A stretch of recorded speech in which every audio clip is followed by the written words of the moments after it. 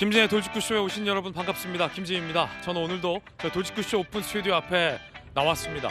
이 부산판이 완전히 뜨겁습니다. 민주당의 강한 후보가 나왔죠. 전재수 후보. 여기에 대해서 박형준 현 시장이라는 강력한 카드를 꺼내든 국민의힘입니다. 두 후보의 이 지지율 차이가 오차 범위 내에서 좁혀진 것으로 여론조사 결과가 나와서 뜨거운 관심을 받고 있습니다. 이렇게 되면 부산시장 어떻게 될지 모른다는 거죠. 그 이유가 뭘까요? 북구의 한동훈 전 대표는 과연 어떤 상대들을 맞이하게 될까요? 잠시 후에 이야기 나눠보겠습니다. 전 비거나 눈이 오나 매일 아침 이곳에서 여러분을 기다리겠습니다. 김지의 돌직구쇼 지금 라이브로 시작합니다. 잠깐만요.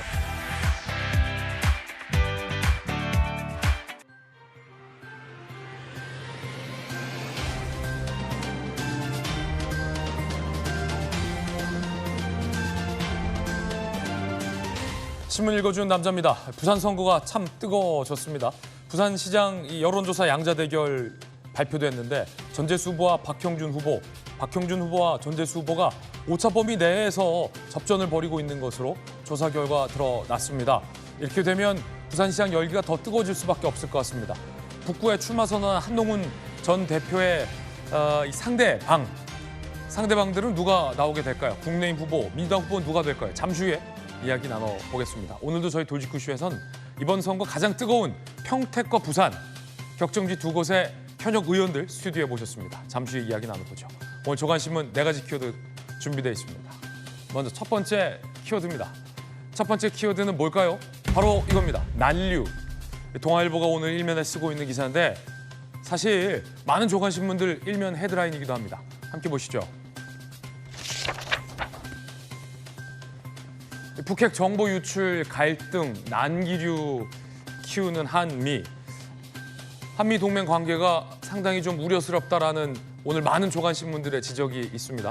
정동영 통일부 장관의 북한 핵시설 구성에 대한 이 발언을 두고 정부와 미 당국의 입장 차이가 상당히 크기 때문입니다. 미국이 제공한 기밀을 정 장관이 공개한 것이냐 아니냐를 두고 정부와 미국의 입장 차이가 상당한 겁니다. 잠시 후에 이야기 나눠보겠습니다.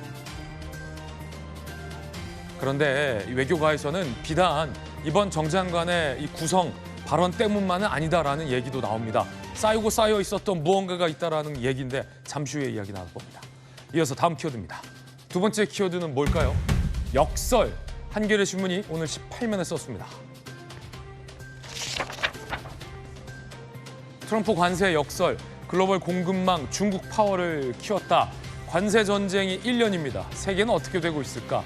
작년 상품 교역량이 4.6% 되래 급증했고요. 중국이 중간재 공급망의 허브로 변신했다. 오히려 중국 키워주고 있다라는 얘기입니다. 이어서 다음 키워드입니다. 세 번째 키워드 함께 보시죠. 셔틀. 조선일보 신명 기사인데 셔틀 어떤 기사일까요? 억소리 나는 성과급의 반도체 셔세권이 뜬다.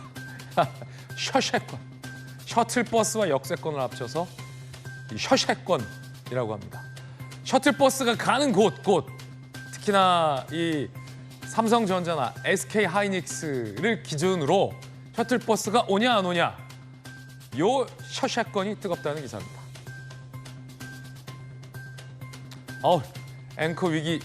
앵커 사상 최초의 위기였습니다. 발음 셔세권. 다음 키워드입니다. 네 번째 키워드. 수상. 중앙일보 12면 기사입니다. 한옥마을 수상한 박물관, 코리아 간판 달고 중국 유물 전시. 이 뭡니까 이게? 대한박물관 중국사 전시 준비 논란. 박물관 명칭과 달리 중국 왕조를 소개한다는 겁니다. 중국계 추정 미국 국적자가 운영에 관여하고 있다는 의혹이 제기됩니다. 수상한 박물관이군요. 지금까지 신문 읽어주는 남자였습니다.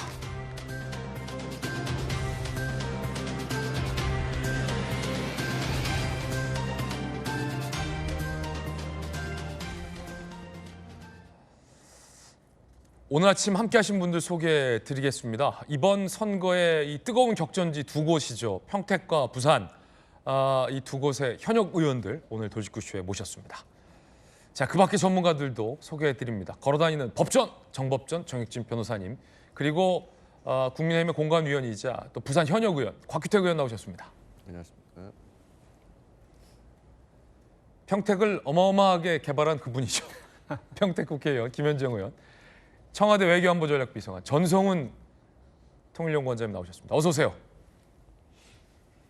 본격적인 선거 얘기 전에 전쟁 속보부터 전해드리겠습니다. 주제 공개합니다. 트럼프 대통령이 휴전 기간을 연장했습니다. 그러면서 결론 날 때까지 협상하겠다라고 밝혔는데 이란 당국이 분열돼 있다. 이란 정부가 분열돼 있다. 공통된 안을 가져올 때까지는 기다리겠다라고 트럼프 대통령이 밝힌 겁니다. 트럼프 얘기 들어보시죠. We're negotiating over the weekend, and as you know, we have the blockade. The blockade's been very successful. If you don't have a deal by Wednesday when the ceasefire ends, will you extend the ceasefire or will you start attacks again? Maybe I won't extend it, Okay. but the blockade is going to remain. But maybe I won't extend it. So you have a blockade, and unfortunately, we'll have to start dropping bombs again. 이랬는데 만료 직전 전격 연장 발표. 이란 정부의 분열이 심각하다. 통일된 제안이 마련될 수 있을 때까지 공격 유보해달라는 중재국 파키스탄의 요청을 받았다. 미군의 봉쇄 유지를 지시했다. 이란이 통일된 안을 내놓고 논의 종결할 때까지 휴전 연장하겠다. 전성 원장님, 네. 사실 어젯밤에 그 외신 보도를 통해서 이란 당국이 협상에 굉장히 긍정적이다, 나설 것이다 이런 전망도 있었는데 결과적으로는 어제는 그냥 날아갔어요. 협상에 이란이 나서지 않았고 그러자 이제 트럼프 대통령의 오늘 발언이 나온 건데 이란이 지금 분열돼 있다. 하나의 안을 가져와라. 이게 무슨 얘기입니까, 다? 이제 그 트럼프 대통령이 본인의 해석을 한 것 같아요. 이란 내부가 강경파하고 온건파로 분열되어 있다라는 이제 어떻게 보면 구실을 들어서 이제 그렇다고 해서 이제 이 휴전을 깨고 싶지는 않고 네. 그래서 이제 휴전을 연장한다는 얘기를 했는데 사실 이번 협상은 이제 미국이 간절하게 원하는 협상입니다. 어제 그 하루 종일 그 벤스 부통령이 백악관에서 이란의 답이 오기를 기다렸다고 해요. 네. 그래서 이제 저녁 때까지 답이 없으니까 내지는 이란 정부에서 파키스탄을 통해서 이번 2차 협상은 안 간다라는 얘기를 듣고 이제 일단은 그러면 벤스 부통령도 이제 이슬람마바드 가는 걸 포기하고 트럼프 대통령이 저런 그 트윗을 발표를 했는데 이번 저 연장 발표를 통해서 우리가 알 수 있는 것은 트럼프 대통령이 뭐 이게 공격을 할 수도 있다 뭐 이렇게 얘기를 하지만 엄포를 놓고 있지만 미국이 더 이상 군사적인 전쟁을 원치 않는다는 것을 확인할 수 있었습니다. 뭐 여태까지 트럼프 대통령이 한 얘기에 따르면은 본인의 얘기를 그대로 이해한다면 이란이 이번 협상에 참여하지 않았기 때문에 바로 군사 공격에 들어가야 되는데 그걸 안 했다는 얘기는 트럼프 대통령의 본심은 군사적인 전쟁은 없다. 네. 하지만 이 봉쇄, 지금 호르무즈 해협을 지금 역봉쇄하고 있지 않습니까? 이 역봉쇄를 통해서 트럼프 대통령이 절묘한 수를 둬서 상당히 많은 효과를 확인하고 있기 때문에 본인으로서는 저 역봉쇄를 풀 생각이 없어요. 그래서 지금도 이제 휴전은 연장하지만 역봉쇄는 계속한다 이렇게 얘기를 하고 있는데 문제는 이란에서는 저 역봉쇄 조치를 전쟁 행위로 간주한다는 거죠. 예. 사실 국제법적으로 봉쇄는 전쟁 행위에 해당이 됩니다. 그래서 이란이 저렇게 역봉쇄를 풀어달라 휴전하는데 이거는 휴전 위반이다라고 얘기하는 것은 일정한 부분 국제법적 근거를 가지고 있지만 트럼프 대통령으로서 역시 이 회심의 카드가 이란을 움직이는데 어떻게 보면 군사적인 방법보다 더 효과적이라는 걸 확인했기 때문에 네. 트럼프 대통령으로서 역봉쇄 카드를 놓을 수가 없어서 지금 여기에서 지금 교착센터가 벌어지고 있는 건데 뭐 무기한 연장이라고 해도 뭐 이게 한 달, 두 달 연장할 수는 없죠. 뭐 가능하면은 뭐 이번 주말이라도 또 회담이 열릴 수는 있다고 봅니다. 다만 이제 핵심이 되는 것은 결국은 역봉쇄 카드를 어떻게 이제 트럼프 대통령이 좀 접느냐 하는 부분이 이제 관건이 될 것 같고 지금 파키스탄뿐만 아니고 그 이집트라든가 터키라든가 중국 등 여러 예. 나라들이 다 이제 이면에서도 관여를 하고 있는 협상이기 때문에 트럼프 대통령이 이제 5월 중순에 시진핑 만나는 국빈 그 중국 방문도 앞두고 있는 상황에서 이 국면을 그대로 그때까지 끌고 갈 수는 없습니다.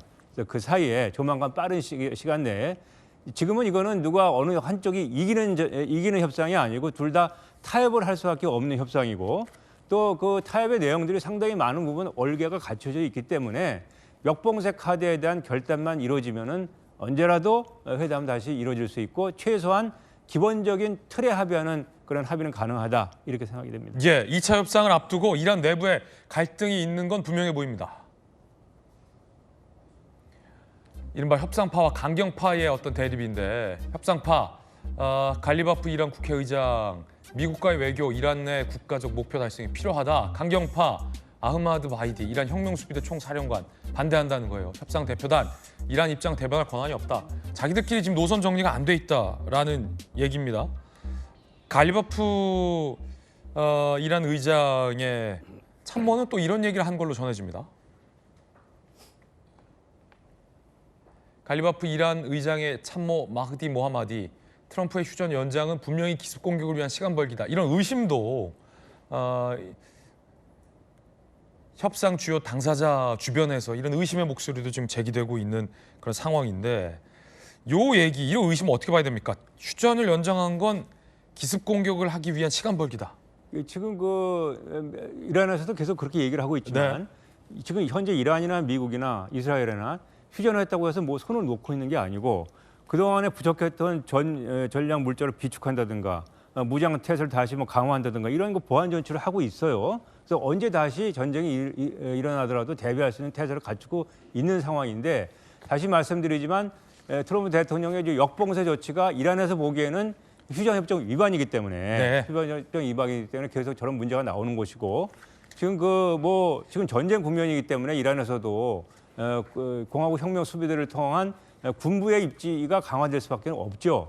당연한 거고. 다만 이제 그 갈리바프 의장이라든가 외교부를 통해서 이제 협상 시그널을 보내고 있는데 지난 주말에 이제 그 외무장관 그 아가라치 외무장관이 호르무즈 해협 봉쇄 푼다 얘기해가지고 엄청나게 질타를 받지 않았습니까? 이란 내에서도 또 국제적으로도. 그래서 그 문제로 인해서 지금 이란 내에 이런 분열이 있다라는 얘기가 나오고 있는데 이란 외무부에서 분명히 또 성명을 발표했습니다.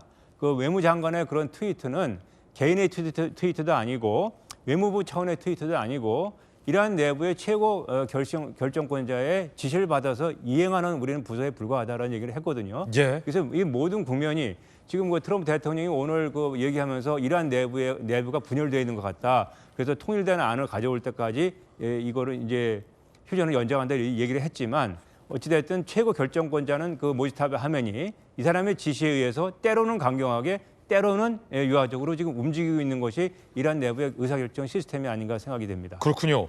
그 가운데 미군이 호르무즈 해협이 아니라 인도양에서 이란과 연계된 유조선을 납포했습니다. 영상이 입수됐는데 함께 보시죠.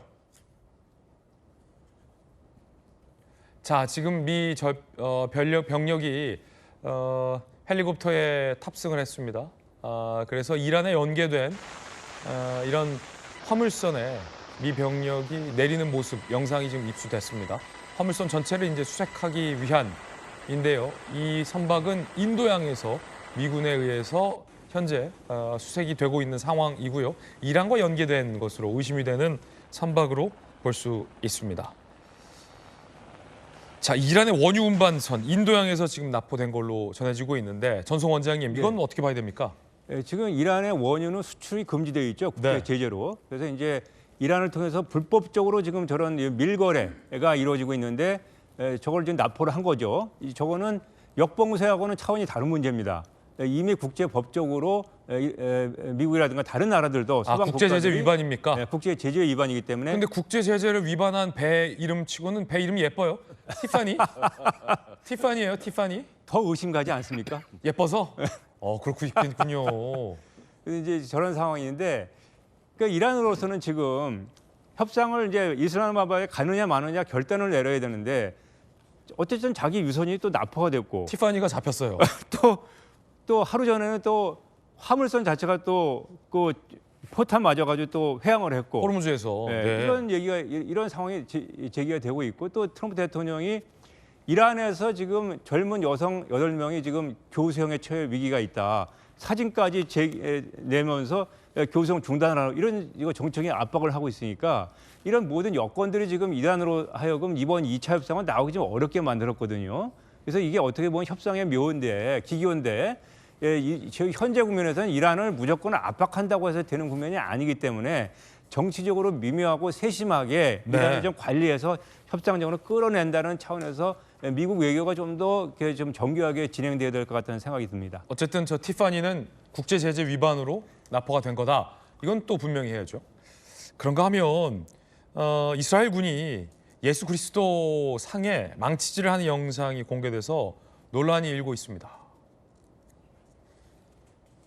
레바논 남부에서 이스라엘군 병사가 예수 상에 망치질을 하는 사진이 공개됐어요. 이스라엘 총리와 외무장관이 이것 때문에 공식 사과했어요.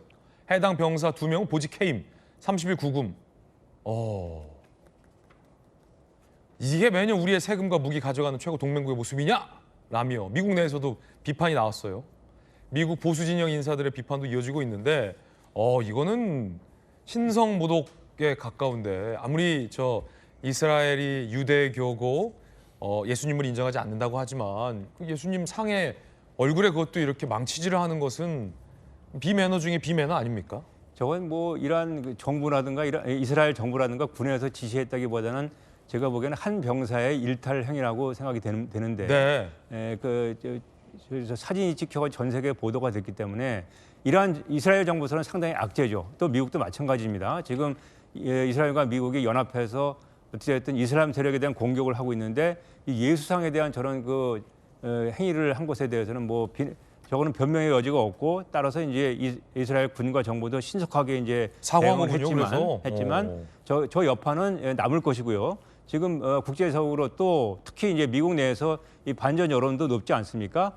저런 행위가 이제 미국 내의 반전 여론을 부추기는 자극제가 될 수 있기 때문에 저거는 트럼프 행정부로서도 상당히 부담스러운 그런 돌발적인 사건이 일어났다고 생각이 됩니다. 네, 전성 원장님과 함께 전쟁 속보 전해드렸습니다.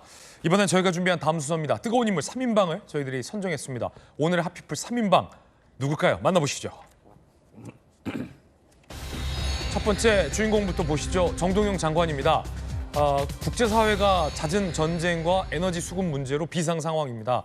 이럴수록 한미 관계와 한미 동맹은 탄탄하고 튼튼해야 하는데 정 장관 발언을 두고 정부와 미 당국 간의 이견 차이가 커서 한미 관계에 균열이 있는 건 아니냐라는 걱정과 우려가 오늘 아침 많이 쏟아지고 있습니다. 자, 일단 국민의힘에서 야당에서 성일종 의원이 이런 문제 제기를 했습니다. 들어보시죠. 정 장관이 제3회 북한 핵시설 소재지로 구성시를 언급한 일에 대해 주한미군 사령관이 안규백 국방부 장관을 긴급히 찾아와 강력히 항의를 했다고 합니다. 만약 이것이 사실이라면 정동영 장관은 더 이상 1초도 그 자리에 있어서는 안 됩니다. 기밀도 구분 못하는 사람이 통일부 장관으로서 자질이 있습니까? 통일부는 정 장관 발언이 이미 공개된 정보라는 입장인데요. 한미의 정보에 기반한 고급 정보가 아니고서는 이런 이야기를 할 수가 없을 겁니다. 사령관이 얼마나 다급했으면 국방부 장관한테까지 가서 이거를 항의를 했겠습니까? 정 장관이 앞서서 이 공개 발언했었던 북한의 구성이라는 것이 우라늄 농축을 하고 있는 핵시설이다라고 정부의 고위 당국자가 확정적인 사실관계를 밝힌 것을 두고 미 당국에서는 이것은 한미 간의 기밀인데 왜 이걸 이렇게 공개 발언을 하느냐라고 문제 제기를 하고 있는 상황이었는데 그 사이에 성일종 의원의 주장에 따르면 주한미군 사령관이 국방부 장관에게 항의를 했다는 겁니다. 자, 그런데 이 항의에 대해서 국방부는 부인했습니다. 성일종 국방위원장은 국민의힘에 주한미군 사령관이 최근 안규백 장관에게 북한 구성시 핵시설 언급 강력히 항의했다라고 주장했고요. 국방부는 주한미군 사령관이 국방부 장관에게 항의했다는 것은 사실이 아니다라고 부인을 하고 있는 그런 상황입니다. 그런데 여러 신문들이 취재를 해봤는데 한미 사령관이 항의를 하기 위해서 국방부 청사를 찾은 것은 사실관계상 맞아 보여요. 동아일보 보도를 보면. 하지만 만남은 불발됐다. 고위 당국자들에게 대북 정보 공유를 제한하겠다라는 방침을 전달한 것까지는 사실관계가 맞아 보입니다. 이후 안 장관에게도 직접 대북 정보 제한 방침을 전달했다라는 얘기를 복수의 정부 소식통들은 많은 언론들에게 하고 있습니다. 그러니까 국방부가 부인한 사실은 브런슨 주한미군 사령관이 안규백 장관을 직접 만나서 항의했다. 딱 그 사실관계는 국방부는 부인하고 있지만 대북 정보 공유를 제한한 것과 미국이 항의를 한 것까지는 국방부는 부인하고 있는 것 같지는 않은 그런 상황입니다. 그건 이제 해석의 여지로 남아 있습니다. 어쨌든 정부는 한미 사령관이 국방부 장관에게 항의했다는 건 사실이 아니다라는 입장인데 정동영 장관의 발언으로 인해서 민감한 이 대북 정보도 공유가 제한되고 있다는 것은 심각하게 우려될 만한 일이다라는 게 전문가들의 우려이기도 합니다. 자, 일단은 곽규택 의원님, 이 상황이 지금 심각지 않은 겁니까? 야당에서 파악하기론? 그렇죠. 지금 조금 전에 이제 보신 것처럼 주한미군 사령관이 국방부를 항의차 방문한 거는 맞는 것 같아요. 근데 방문해서 국방부 장관에게 직접 항의까지는 아마 이르지 못한 그런 상황인 것 같은데 국방부에서는 국방부 장관에게 항의한 사실은 뭐 없었다 이렇게만 부인하고 있는 상황이거든요. 그러니까 주한미군 사령관이 얼마나 이 사안이 중대했으면 직접 국방부를 항의 방문을 했겠습니까? 그리고 저런 방침까지도 전달을 했다는 것이거든요. 네네. 그러면 미국이 보기에 이번 정동영 장관의 발언 이런 부분은 심각하게 문제가 있는 것이다. 이렇게 판단을 하고 있다고 보는 것이 맞는 것 같고요. 더 우려가 되는 것은 지금 정부나 대통령이나 또 정동영 장관처럼 우리 측에서 잘못한 것이 없는데 미국 측에서 이런 식의 항의를 하거나 문제 제기를 하고 있는 것이다. 저는 그렇다면 더 위험하다고 보여져요. 예. 지금 이번 이재명 정부가 들어선 이후에 미국과 지금 우리 사이에 동맹에 대한 불안감이 조금 느껴지는 몇몇 사건들이 있었습니다. 근데 그런 사건들을 거치면서 안 그래도 한미 동맹의 지금 그 안정성에 대해서 좀 비판이 있는 상황인데 네. 만약에 정동영 장관의 이런 발언이 우리가 보기에 아무 문제가 없는 것인데도 미국 측에서 이런 걸 문제 삼았다 하는 것은 왜 그럴까 하는 근본적인 문제부터 우리가 해결해야 되는 것 아닌가. 지금 하는 생각이 야당에서는 들거든요. 정부가 정 장관 발언 감싸느라 한미 관계에 리스크를 주고 있다 이런 주장인데 그런 말씀이신 겁니까? 그렇죠. 예, 예. 그러니까 지금 뭐 구체적인 사실관계, 뭐 구성에 있는 핵시설에 관련해 가지고 뭐 CSIS 보고서에 나왔다 안 나왔다 이런 부분보다도 지금 저 부분에 대해서 미국에서 네. 보는 시각과 한국 정부에서 보는 시각이 근본적으로 다르다 하는 것에 대해서 더 우려감이 생기는 거죠. 그렇군요. 자, 이에 대해서 정부 입장과 대통령 입장도 소개를 해드리겠습니다. 대통령은 얼마 전 글을 올려서 그건 억측이다라는 취지로 반박을 했습니다. 기밀을 정 장관이 공개한 게 아니라 이미 공개돼 있는 정보를 정 장관이 언급한 차원이다라고 대통령과 또 정 장관 통일부 측은 해명하고 있습니다.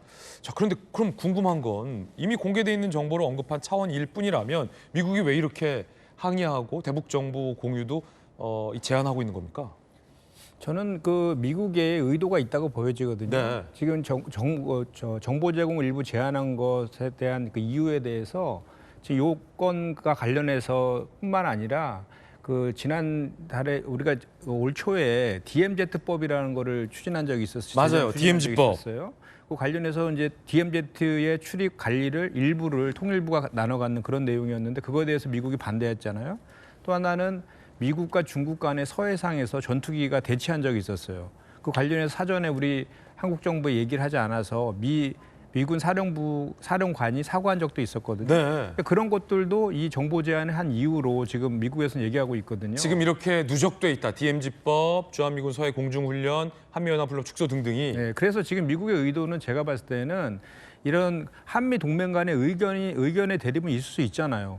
의견 차이가 있을 수 있는데 그것을 미국의 입맛에 맞추려고 하는 그런 전략적인 그 포석이 있다고 보여지는 거거든요. 이런 상황에서 지금 그 구성의 그 농축 우라늄과 관련된 그 내용은 명백하게 정부에서 밝히고 있잖아요. 그것은 이미 기존에 나와 있는 정보에 기반해서 발언한 것이다라는 것은 팩트 아닙니까? 그리고 통일부에서 미국한테 설명도 했고 미국도 이해를 했다라고 하고 있는 거예요. 그래서 미국의 전략적인 의도가 있는 것인데 이거에 대해서 저는 특히 이렇게 안보와 관련된 것은 여야가 따로 없다고 늘 하잖아요. 네. 그런데 야당에서 먼저 나서서 이게 안보 참사다, 뭐 한미 동맹 간의 균열을 초래한다, 이렇게 오히려 안보 불안을 저렇게 자초하고 있는 그 주장들은 대단히 좀 우려스럽다라는 생각이 들어요. 왜냐하면 이거는 그래서 언제적 철저한 색깔론입니까? 그러니까 지방선거 앞두고 이 안보 불안 이런 걸 가지고 지금 활용하려고 하는 의도가 좀 있어 보이거든요. 왜냐하면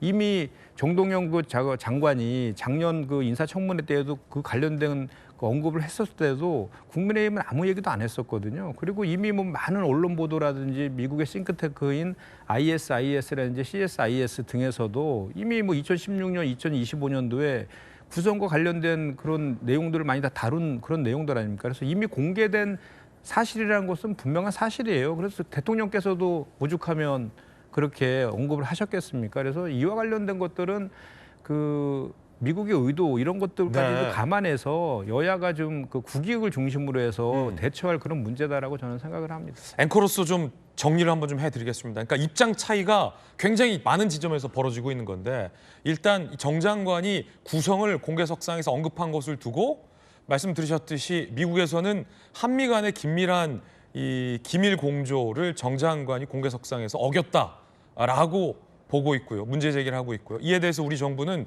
그건 미국이 알려준 기밀을 정 장관이 언급한 게 아니라 이미 미 보고서 등에 언급돼 있는 자료에 나와 있는 내용을 정 장관이 언급한 것뿐이다라는 입장 차이가 있습니다. 이걸 두고 여야 간의 입장 차이도 있는데 야당에서는 정 장관 발언을 감싸느라 한미 관계를 더 위태롭게 하고 있다라는 거고요. 여당에서는 아무 일도 아닌 걸 야당이 일을 키워서 불안하게 조장하고 있다라는 입장 차이가 있는 겁니다. 또 정 장관의 발언을 두고 통일부와 미 당국의 입장 차이도 있습니다. 정말 대통령이 얘기했던 것처럼 정 장관의 그 언급은 문제가 없는 발언이냐를 두고 미국과 우리 정부와의 입장 차이도 지금 큽니다. 그 가운데 이제 국민 한 사람 수 우려되는 건 대북 정보 공유가 일부 끊겼다는 겁니다. 그건 팩트잖아요. 이걸 우리 정부가 어떻게 지혜롭게 풀 수 있느냐라는 것이 과제입니다. 정 장관의 주장은 이렇습니다. 이미 보도되고 공개된 자료다. 그런데 정 장관 해명에 CSIS의 빅터차 수석이 직접 등판했습니다. 우리는 그런 보고서 낸 적 없다는 겁니다. 정 장관 얘기부터 한번 들어보시죠. 아무런 문제가 없는 한미 관계 위기설을 퍼뜨리는 일각의 행태가 걱정스럽습니다. 이미 수십 차례 보도되고 공개 자료를 사용해서 정책을 설명한 것일 뿐입니다. 이것을 정보 유출로 모는 것은 대단히 유감스럽습니다. 확대 해석, 억지 비판은 자제해 주시기 바랍니다. 대통령도 정 장관 논란에 참전했습니다. 구성핵 시설 존재 사실은 각종 논문 언론 보도로 알려져 있다. 터무니없는 일이다. 그런데 통일부가 이미 공개돼 있는 자료 중에 한 근거로 삼았던 CSIS가 직접 등판했습니다. 빅터차, 한국석좌, CSIS는 구성핵 시설에 대한 보고 작성한 적 없다. 사실을 바로잡기 위해 말씀드린다. 정 장관과 통일부 장관의 주장을 정면으로 반박한 겁니다. 우리는 그런 보고서 쓴 적 없다라는 겁니다. 정혁진 변호사님, 국방부에도 계셨잖아요. 어떻게 보십니까, 이 문제? 좀 CSIS 입장하고 정 장관 입장이 정면 배치되는데 그게 뭐가 똑같냐면요. 제가 빵을 훔쳐 먹었단 말이에요. 그런데 제가 괜찮다고 주장하는 거예요. 왜냐하면 그 빵은 유통기한이 거의 다 끝나가지고 폐기될 빵이다. 그러니까 내가 먹어도 괜찮다. 이렇게 이야기하는 것하고 정동영 장관의 말씀하고 뭐가 다르겠습니까? 거기에다가 우리 엄마가 저를 갖다 두둔하는 거예요. 맞아, 혁진이 말이 맞아. 그 빵 폐기될 빵이었어. 그러니까 먹어도 돼. 그렇게 이야기하는 것하고 이재명 대통령 말씀하고 뭐가 다르겠습니까? 괜찮다고 이야기할 사람은 누구냐면 빵집 주인이에요. 제가 이렇게 먹었는데 그거 어차피 폐기될 빵이고 버릴 빵이었으니까 그래 너 먹어라. 이렇게 빵집 주인이 말씀하시면 저는 괜찮겠지만 빵집 주인이 무슨 소리야. 나 그 빵 버리려고 하는데 그걸 왜 네가 먹냐. 이렇게 이야기하면 그럼 어떻게 되겠습니까? 미군의 입장이 그런 거 아니겠습니까? 그다음에 똑같은 이야기라고 하더라도 ISIS에서 이야기한 것하고 대한민국의 장관이 통일부 장관이 말씀하시는 것하고 무게가 같습니까? ISIS는 그냥 뭐 우리가 이렇게 생각했는데 아니면 말고예요. 아닌 말보다. 그런데 우리나라 대통령과 장관이 그런 공식적인 이야기를 하면 이런 이야기를 아니면 말고라고 이야기할 수가 있겠습니까? 제가 옛날에 국방부 있을 때 그때는 주한미군 사령관이 어디 있었냐면 용산에 있었어요. 국방부까지 길 하나만 건너면 됐었어요. 다리 그 조그만 거 하나만 건너면 되니까 오는데 5분도 안 걸렸어요. 하지만 지금 주한미군 사령관 어디 있습니까? 평택에 있다고요. 그러니까 브론슨이 그 우리나라 국방부에 어떻게 왔겠습니까? 헬기 타고 왔을 거란 말이에요. 왜 헬기까지 타가지고 여기까지 왔겠습니까? 그거는 그만큼 미군에서 생각하는 게 중요하다고 생각을 했던 거고 왜 미군이 이것을 중요하다고 생각했습니까? 정동영 장관이 말씀하신 게 언제냐면 3월 6일이었는데 3월 6일이면 전쟁 2월 28일에 전쟁이 일어난 지 딱 일주일 됐을 때 아니었겠습니까? 미국이 왜 이란을 쳤습니까? 핵 때문에 쳤잖아요. 핵 때문에 쳤는데 그 핵 중에서도 뭐 관련해서 친 겁니까? 뭘 내놓으라고 지금 계속 이야기하는 겁니까? 농축우라늄. HU 내놓으라는 거예요. 하일리 일리치드 우라늄. 그런데 이란에 있는 HU는요 60%밖에 안 돼요, 농축률이. 그런데 북한에 있는 그 농축률은 90%짜리라고요. 그렇게 민감한 이야기를 전쟁이 일어난 지 얼마 안 돼가지고 정동영 장관이 말씀을 하셨는데 미국은 참았을 거예요. 왜냐하면 정동영 장관이 이런 이야기 계속했었거든요. 아마 시그널 갔을 겁니다. 이런 이야기 하지 말라고. 심지어 정동영 장관이 무슨 말씀까지 하셨었냐면은 작년 9월에 언론에다 대고 북한이 보유하고 있는 HU 그것도 90% 이상짜리가 2,000kg이 넘는 것으로 추정한다 이렇게 이야기하고 추정의 근거는 정보기관이다 이렇게 이야기하니까 그때 통일부에서 난리 나가지고 정보기관 추정이 아니고 그것도 FAS 같은 그러한 민간기관의 추정을 뭐 장관님이 말씀하셨을 뿐이다. 그런 일까지 있었단 말이에요. 한 번도 아니고 두 번도 아니고 서너 번째 계속되니까 미군이 더 이상 참지 못하겠다 이렇게 네. 이야기한 거 아니겠습니까? 당장 피해가 있잖아요. 어떤 피해가 있습니까? 우리나라가 북한 관련된 모든 정보를 우리가 다 갖고 있습니까? 그렇지가 않다고요. 우리가 가지고 있는 정보보다 훨씬 더 많은 정보를 누가 가지고 있느냐? 미군이 가지고 있는 거고요. 그걸 우리가 얻어다가 쓰는 거란 말이에요. 근데 그게 막히고 있으면은 이것보다도 더 국익에 반하는 게 어디가 있겠는가? 이거는요, 색깔론이 아니고요. 이거야말로 국익과 관련된 중대한 문제이고 이런 부분들에 대해서 정부는 잘 수습해야 되지 않을까 그런 생각 듭니다. 여수동 부대변인. 네. 저는 지금 정동영 장관의 발언을 지금 너무 좀 민감하게 받아들이고 있다. 그러니까 우리나라 정부에서 외교부의 역할이 있고 통일부 장관의 역할이 있거든요. 정동영 장관 같은 경우에는 지금 통일부 장관을 2번 하는 겁니다. 그러니까 정동영 장관이 지금 이재명 정부에서 가지고 있는 역할은 외교부와 달리 북한과 잘 지내는 것이에요. 통일정책 이거 잘 추진하는 게 정동영 장관의 역할입니다. 그러니까 지금 야당에서는 민주당이 정권을 잡으면 항상 두 가지를 외치는데 경제를 망칠 것이다. 또 하나는 한미 관계 어렵게 만들 것이다. 이런 이야기 하고 있는데요. 저는 지금 이재명 정부에서 지금 우리나라 군의 수건 사업인 핵 추진 잠수함 어느 때 지금 추진되고 실현되고 있습니까? 그 이재명 정부입니다. 저는 지금 이재명 정부와 미국과의 관계 매우 좋다고 생각합니다. 한미 관계 매우 우려할 필요 전혀 없다 이렇게 생각을 하고요. 네. 지금 정동영 장관이 가지고 있는 저 발언은 지금 부처에 맞는 약간 그 목적성을 띈 어쨌든 북한에게 계속 대화를 유도해내기 위한 정동영 장관의 제스처였다. 그 이상 그 이하도 아니다 이렇게 해석을 합니다. 네. 좀 한마디만 좀 김현정 의원님. 예, 좀 덧붙이면은 지금 그 정보 제한을 일부 했던 그런 사례들은 종전에도 종종 있었어요.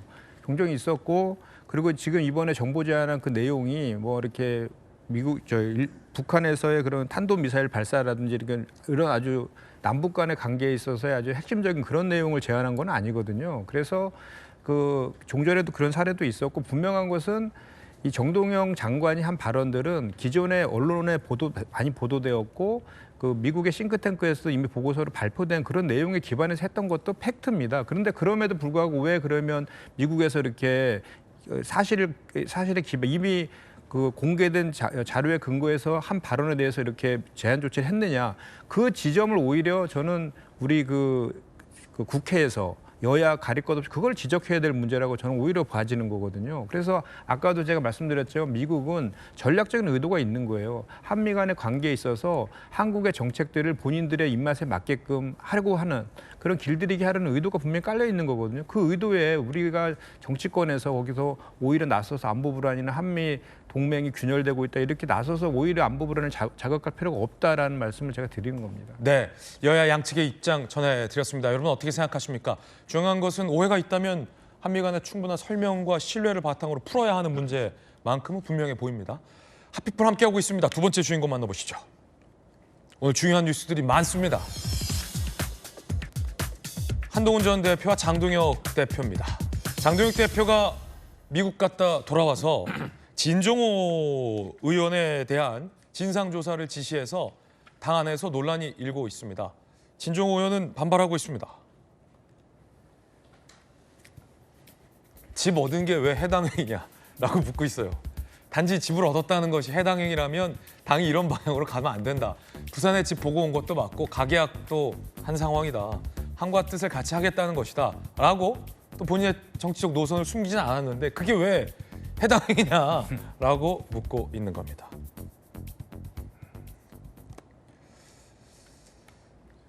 이에 대해서 한동훈 전 대표가 본인이 직접 장 대표를 비판했습니다. 들어보시죠. 진상조사라기보다 진상입니다, 그건. 그게 뭡니까? 미국에서 그렇게 비판받고 와서 자꾸 본인이 비판받고 하니까 어떻게 보면 희생양을 찾고 눈 돌리기를 하는 거 아닙니까?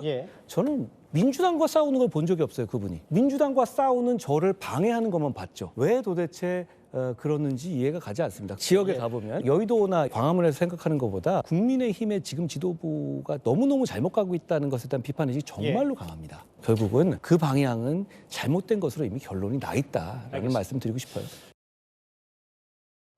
진상조사라기보다는 그냥 그 진상이다.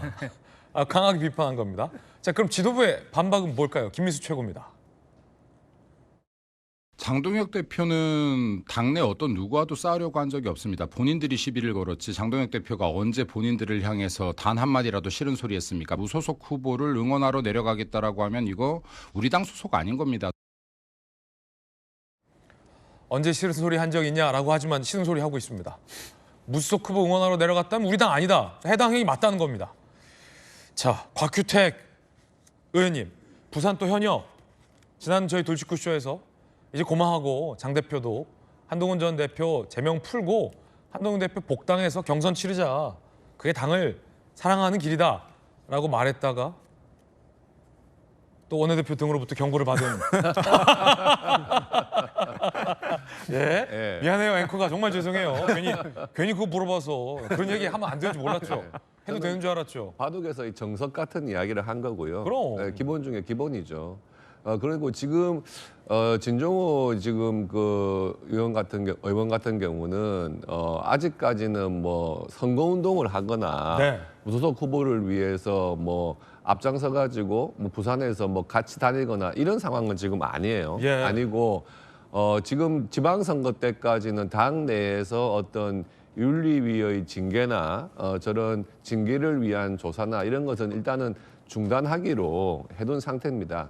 사실 그 이후에 당 내에서 그동안 흔히 말하는 당내 갈등이 조금 수면 아래로 내려가 있는 건 맞아요. 그런데 이번에 지금 진종호 의원의 이제 행동에 대해서 이제 문제 제기가 당 내에서 있는 상황인 거고, 다만 그것이 아직 뭐 윤리위의 징계나 어떤 조사까지 갈 상황은 아니지 않느냐, 그렇게 보는 것이 맞는 것 같습니다. 진상조사는 괜찮은 겁니까? 검사하셨잖아요.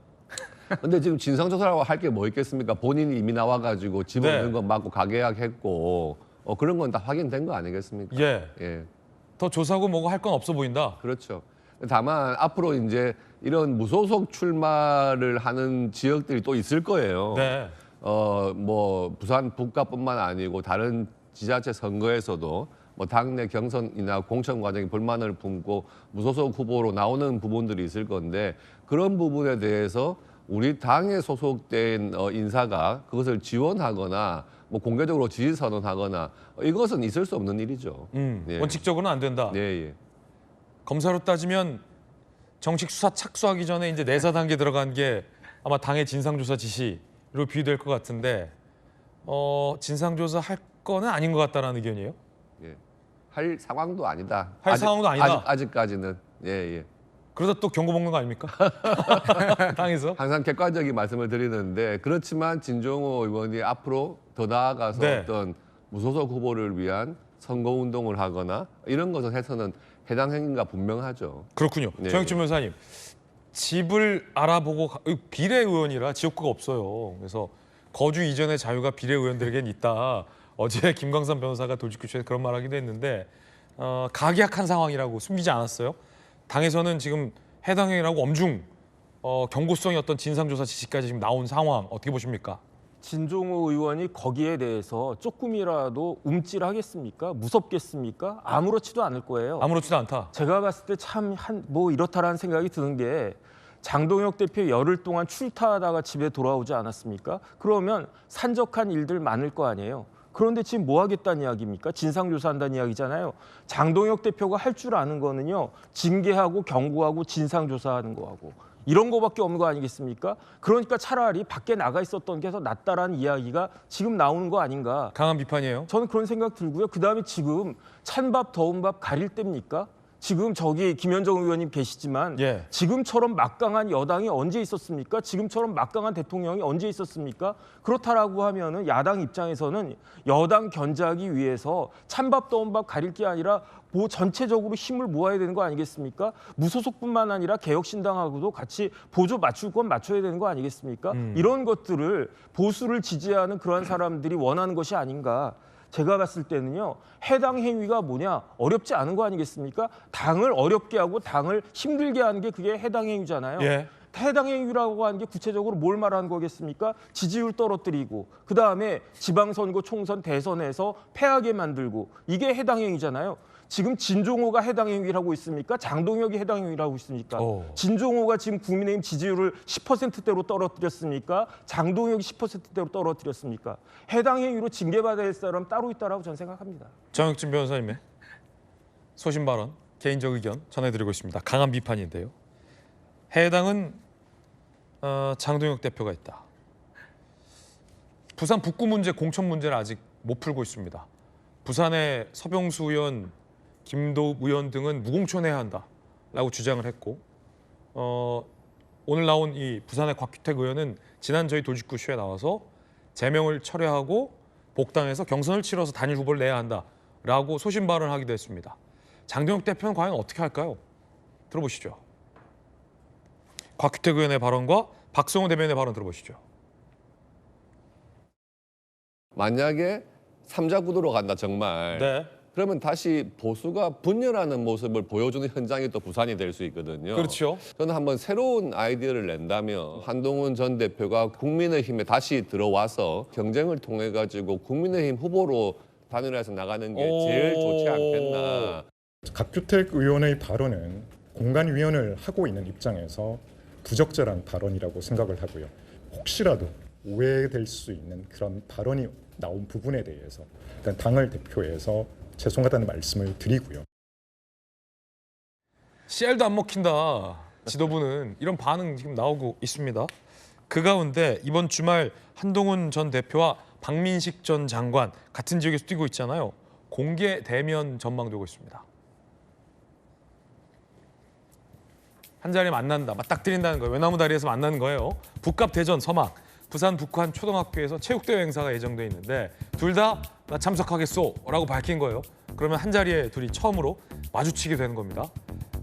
전재수 민주당 부산시장 후보는 아직 미정, 하정우 수석은 아직 금시초문이다라는 얘기도 나오고 있습니다. 그러면 두 사람이 이제 만나게 되는 건데 여선웅 부대변인 사실 두 분이 그렇게 먼 사이는 아니에요. 학교 선후배, 검사 선후배, 장관 또 동기 아닙니까? 맞습니다. 네. 그리고 지난번에 이제 박민식 전 장관이 분당에 총선에서 분당 출마를 하려고 준비했었는데 그때 강서로 갔다가 결국에는 영등포에 출마를 하셨거든요. 네. 그때 누가 영등포로 가게 했냐? 그때 한동훈 전 대표가 비대위원장이었습니다. 그러니까 지금 계속 뭐 인연이라 할까요? 악연이 계속 약간 어떻게 보면 이어지고 있는 건데 박민식 전 장관이 한동훈 전 대표 보고 뭐 기생정치다 이렇게 강하게 비판을 한번 하셨던데 어쨌든 이 두 분이 저는 각교태 의원님의 지난주 말씀 듣고 단일화 가능성이 조금 있을까 이렇게 생각을 했었는데 또 당 지도부의 반응을 보니까 그거는 또 상황이 뭐 어려울 것 같고 네. 3자 구도로 계속 치러질 것이기 때문에 박민식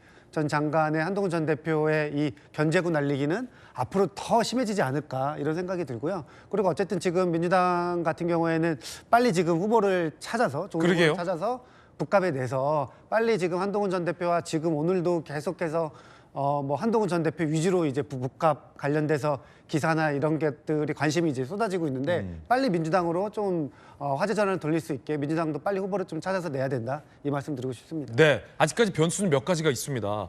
정말 전재수 후보가 4월 30일 이전에 의원직을 내려놓겠다라고는 했지만 정말 보궐을 열리게 할 건가? 혹시 그 기한 넘겨서 쓱 한동훈 전 대표를 못 나오게 할 건 아닐지. 두 번째는 민주당에서 어떤 후보를 낼지. 하정우 수석 얘기 나왔지만. 세 번째는 박민식 전 장관이 뛰고는 있지만 국민의힘에서 박민식 전 장관의 공천을 줄지. 아직 변수들이 많습니다. 자, 그 가운데 대진표 하정우 수석과 관련된 얘기 해볼 텐데요. 한동훈 전 대표 이렇게 얘기했습니다. 들어보시죠.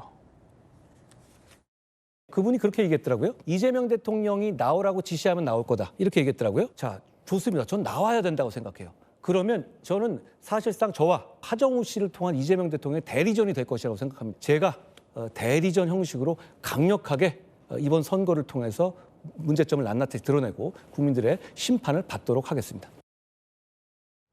일단 그 초대장, 인비테이션은 세게 날렸어요. 하정우 나와라. 나와. 들어와. 나와라. 이재명 대통령 대리인 나와라. 라는 입장인데 이거 어떻게 되는 겁니까? 하수석 나옵니까? 안 나옵니까? 저는 나와야 된다고 생각합니다. 오! 네. 왜냐하면 나와야 한다. 예, 이제는 이제 본인이 보궐선거 출마하느냐의 문제를 넘어섰어요. 부산 시장뿐만 아니라 부산 전체 선거에 대해서 영향을 미치는 걸 넘어서 전체 지방선거와 보궐선거의 구도에도 영향을 미치는 단계까지 가 있거든요. 왜냐면 저판이 커졌어요. 그리고 지금 보면 지금 그 한동훈 전 대표는 북구갑에 무소속 후보가 될 건데 그냥 전재수 후보만 때리고 있잖아요. 그러니까 빨리 이제 그 하정우 수석이 등판을 해서 북구에서 진검승부를 하고 그다음에 이제 그 전재수 후보는 부산시장 선거에 몰두할 수 있도록 그런 그 환경 조성도 좀 필요하다고 보여지고 그리고 뭐 보궐선거가 안 열릴 가능성에 대해서는 뭐 명확하게 정청래 대표가 29일 날 일괄 사퇴한다는 거를 발표를 했기 때문에 그렇군요. 그럴 일은 없을 것 같고요. 다만 이제 저는 그 한동훈 대표가 아직 공약 발표를 안 하더라고요. 북구에 대해서. 조국 대표 같은 경우는 평택에 와서 제일 먼저 공약 발표부터 했거든요. 그러니까 북구에 다니면서 계속 라방이나 저는 쇼츠 같은 것만 찍으시는 것 같아요. 그래서 본격적으로 북구를 어떻게 개발시킬 것인지 그런 거에 대해서 그 유권자들한테 소구하는 그런 모습들이 좀 필요해 보이고 지금 이제 여론조사 결과가 최근 나오는 이제 흐름들이 지금 박경준 후보로 확정되면서 전재수 후보의 간극이 좀 좁혀지고 있는 현상도 나타나고 있잖아요. 맞아요. 그것은 아마도 이제 그 전에 이제 경선 과정에서의 불협화음 이런 것도 정리되고 후보가 확정되고 보수 지지층들이 결집하는 그런 것들이 이제 맞물리면서 이런 현상들이 일어나고 있는데 그렇기 때문이라도 빨리 저희가 그 하정우 수석이 출마를 빨리 선언을 해서 한동훈 전 대표는 북구에서 묶어두고 그 전재수 후보는 부산시장 선거에 이렇게 몰입할 수 있는 이런 환경 조성할 필요가 빨리 있어 보입니다. 하정우 나와라. 대통령 반대 안 합니까 이제? 그것까지는 잘 모르겠지만 어쨌든 25일 날 이제 귀국할 때 이후에 이제 발표한다고 하니까 지금까지 행보를 봐서는 출마를 할 것 같다는 생각이 많이 들고 또 개인적으로도 출마를 하는 게 좋을 것 같다는 생각입니다. 그럼 재밌어지죠. 더 재밌어지죠. 북구 선거, 부산 시장 선거. 김현정 의원은 전체 재보궐 판에도 영향을 준다. 부산판이 커졌어요, 곽택 의원님. 그러니까요. 자, 그러면 박민식 전 장관한테는 공천 줍니까? 아직 이제 순서가 있습니다. 공강에서 하는 순서가 일단 그 지역이 이제 보궐선거가 열리는 지역으로 확정이 돼야 되는데 전재수 의원이 아직까지 의원직 사퇴를 안 했어요. 그래서 29일 날 일괄 사퇴를 한다고는 하는데 한번 봐야 될 문제인 것 같고요. 그게 사퇴가 이뤄진 다음에 이제 그 다음에 지역을 공고를 합니다. 후보자 신청을. 그때 이제 누가 과연 우리 당 후보로서 신청을 할 것이냐 이게 정해져야 순서가 진행되는 것이고 그 전에는 사실 논의를 할 수가 없어요, 공관위에서. 그래서 아직까지 뭐 우리 당 후보에 대한 논의는 본격적으로 시작되지 않았지만 물론 누가 지금 국민의힘 후보로서 많이 거론되고 있느냐 하는 네. 것은 언론에 나오는 문제니까요. 여전히 한동훈 전 대표를 복당시켜야 한다 이렇게 보십니까? 일단 복당이라고 하는 거는 본인이 복당 신청을 해야 되는 겁니다. 예, 이제 그 공은 한동훈 전 대표한테 넘어간 상태고 더 이상 언급하지 않겠습니다. 예. 근데 그 상황에서 지금 부산 전체가 북구 갑이라기보다는 부산 전체가 이제 지방선거에서 가장 관심을 받는 지역이 된 거는 저는 되게 긍정적이라고 봐요. 그러면서 추세가 지금 부산광역시장 여론 추세를 보면 추세는 국민의힘의 박형준 후보가 올라가는 추세란 말이에요. 전재수 의원은 약간 정체 상태거나 조금씩 떨어지는 그런 분위기입니다. 그래서 저는 지금 부산의 전체적으로는 부산시장 선거 그리고 북구 갑의 여론의 관심도 집중 이것이 모이면 부산을 시작으로 한 이 보수 결집 동남풍이 불 수 있다. 저는 이렇게 보는 거죠. 두 분이 여론조사 언급하셔서 저희가 또 준비해 놨습니다. 부산시장 여론조사 보시죠. 오차범위 내에 들어왔어요. 전재수 40, 박형준 34. 오차범위가 플러스 마이너스 3.1%포인트니까 곱하기 2 하는 거거든요. 그럼 6.2%니까 전재수, 박형준 두 후보는 오차범위 내에 경쟁을 하고 있는 것이 맞습니다. 이에 대해서 박형준 후보와 전재수 후보 두 분의 입장도 저희가 취재했습니다. 박형준 후보 얘기 들어보시죠.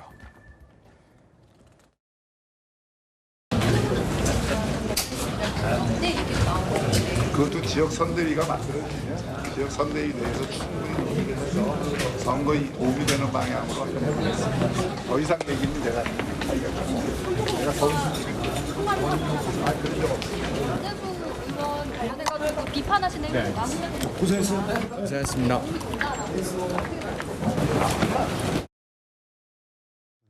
한 전 대표와의 연대에 대해서 이기는 방향을 모색하겠다. 한 전 대표가 전재수 후보를 비판하는 것도 나쁘지 않다라고 긍정적인 얘기가 나온 겁니다. 정혁진 변호사님, 부산 북구와 부산시장은 우리 김현정 의원이 얘기했던 것처럼 이게 지금 연동이 돼 있어요.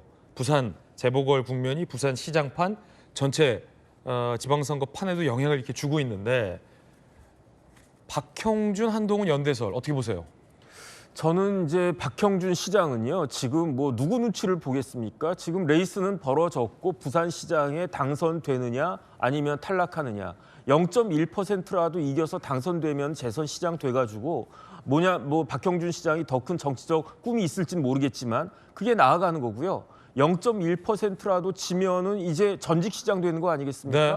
그렇다라고 하면 제가 박형준 시장이라고 하면 다른 거 볼 것도 없고 한동훈이 나한테 도움이 된다라고 하면 연대할 거고요. 근데 당에서는 막 집만 알아봐도 해당 얘기랑 하고 그건 I don't care죠. 그건 곽규택 의원님한테 당 사랑하는 마음으로 어떻게 하자 그것도 막 경고하고 막 그러잖아요. 그거는 대표 생각인 거고 중요한 건 내 선거가 중요한 거지 당 대표가 무슨 생각하고 무슨 지시하고 지금 당 대표의 심기를 따질 때입니까? I don't care다. 그렇죠. 그러니까 만약에 한동훈이 나한테 도움된다라고 하면은 하지 말라고 해도 연대를 할 거고요. 그다음 만약에 한동훈이 나한테 득이 안 되고 오히려 마이너스다. 그럼 하라고 해도 안 하지 않겠습니까? 제가 봤을 때 지금부터 아마 분위기 보고 한동훈도 마찬가지일 거고요. 한동훈과 박형준 사이의 그 릴레이션십이 어떻게 될 것인가 이걸 봐야 되는데 저는 한동훈 대표가 맥을 짚었다고 생각하는 게 만약에 하정우 수석이 나오면은 이재명 대 한동훈의 그 선거판이 돼가지고 이 부산 북갑이 부산시 그다음 나아가서 전체 지방 그 선거 전체로 확산될 수도 있는 것이 아닐까 저 그 생각 들고요. 그렇게 되면 만약에 그런 일이 벌어진다라고 하면 민주당 입장에서는 처음에 보다는 굉장히 부담스러운 선거가 될 수도 있지 않겠나. 앞으로 한 40여칠 남았는데 좀 흥미진진하게 지켜보도록 하겠습니다. 이 여론 추이에 대해서 전재수 후보 입장도 저희가 취재했습니다. 들어보시죠. 양당의 후보가 확정이 되면 그동안 여론조사는 이제 국민의힘에 실망한 국민의힘 지지자들 여론조사 응답률이 떨어지잖아요. 그런 측면에서 아마 자신의 표심을 감추고 계시던 분들이 여론조사에 좀 반응을 하는 것 같아. 이런 생각이 들고 그러나 바닥 분위기는 여전히 견고하다. 전재수에 대한 지지가 무너지거나 그건 아니다. 예, 그대로 견고합니다. 좁혀지다가 선거가 끝날 것인지 아니면 역전이 될 것인지 그거는 이제 다른 이야기죠. 여전한 자신감을 전재수 후보는 보이고 있습니다. 그런가 하면 국민의힘 내부에서 장동혁 대표 필요 없다라는 여론이 확산되고 있습니다. 일단 경기 의원들이 자체 선대위를 발족했습니다. 오늘 저희 경기도 국회의원 일동은 참담하면서도 절박한 심정으로 이 자리에 섰습니다. 민주당은 이미 후보를 확정하고 꾸려 경기도 전역을 누비고 있는데 우리는 후보조차 결정하지 못했습니다.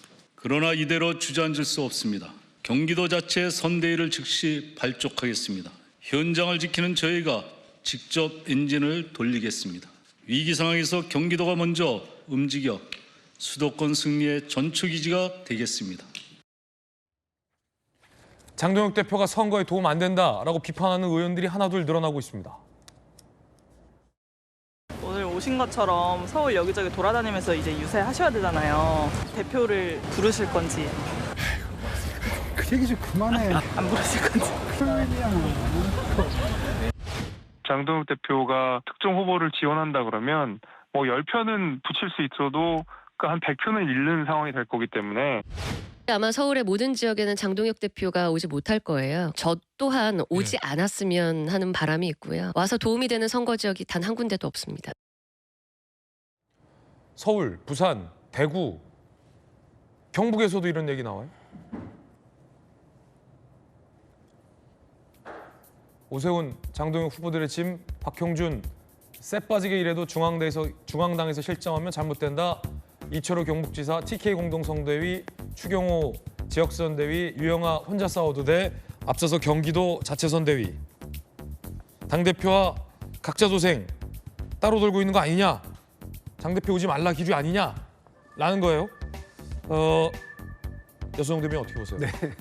그러니까 지금 장동혁 대표가 그러니까 우스갯소리로 미국에 계셨을 때 한국에 돌아오지 마라 이렇게 국민의힘에서는 계속 그런 얘기하고 민주당에서는 빨리 와서 민주당 선대위원장 해달라 뭐 이런 우스갯소리가 있었는데요. 지금 오늘 방송에서 보신 것처럼 많은 지역에 있는 국민의힘 후보들이 장동혁 대표를 반기지 않는 분위기예요. 오늘 한 언론에서는 절장, 그러니까 장동혁 대표랑 끝낸다 이런 표현들이 이제 나오기 시작했는데 지금 장동혁 대표가 고립무원의 상황에 빠졌다 이런 생각이 들고 지난번에 장동혁 대표가 현장 최고위로 인천으로 갔는데 그때 인천에서 엄청난 쓴소리를 들었습니다. 최고위에서. 그래서 이제 뭐 강원도 간다는 이야기가 있었는데 그 강원도 간다는 이야기가 나오니까 취소됐어요. 김진태 도지사 후보가 이제 뭐 자기도 쓴소리하겠다 이렇게 이야기를 하는 거예요. 지금 서울, 경기 그리고 인천, 대구, 부산까지 지금 장동혁 대표를 반기는 곳이 하나도 없다. 장동혁 대표가 지금 이런 식으로 뭐 선거, 지방선거 전략을 만약에 꾸린다면은 지금 국민의힘 상황은 매우 상황이 어렵다, 좋지 않다 이렇게 조금 평가할 수 있을 것 같습니다. 하피플 함께하고 있습니다. 세 번째 주인공 만나보시죠. 정원호 후보와 오세훈 후보 얘기입니다. 오세훈 후보는 정원호 후보를 향해서 장기 보유 특별 공제와 관련된 입장을 밝히라라고 공세를 취했습니다. 서울 시민 절반 이상 이사하면 재산 날아간다. 이 정도면 서울시장 후보 입장 내놔야 하는데 정 후보는 묵묵부답이다. 자, 그러자 정원 후보는 뭐라고 답변했을까요? 들어보시죠. 투기 목적이 아니라면 모든 1가구 1주택자들의 권리도 여전히 보호돼야 된다. 그런 명확한 입장을 갖고 있습니다. 지금 특히나 중동 전쟁으로 굉장히 위기 상황인데 정부와 서울시가 힘을 합쳐서 가야 하는데 아직 논의되지도 않은 일을 가지고 자꾸 갈등을 유발하는 건 시민들을 자꾸 불안하게 만드는 일이다라는 걸 분명하게 말씀드리겠습니다.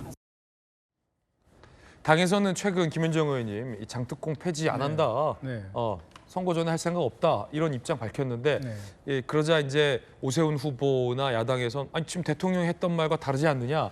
라는 비판이거든요. 네. 어떻게 보십니까? 일단 뭐 당에서 결정된 바는 없고 당정 간에 협의한 바도 없습니다. 그래서 이재명 대통령이 그거에 대해서 언급한 그것은 그러니까 그 실거주하지 않으면서 그 장기 보유했다는 이유만으로 그 고가 주택에 대해서 과세 혜택을 주는 것이 정당한 것인가라는 일반적인 문제 제기를 한 것이거든요.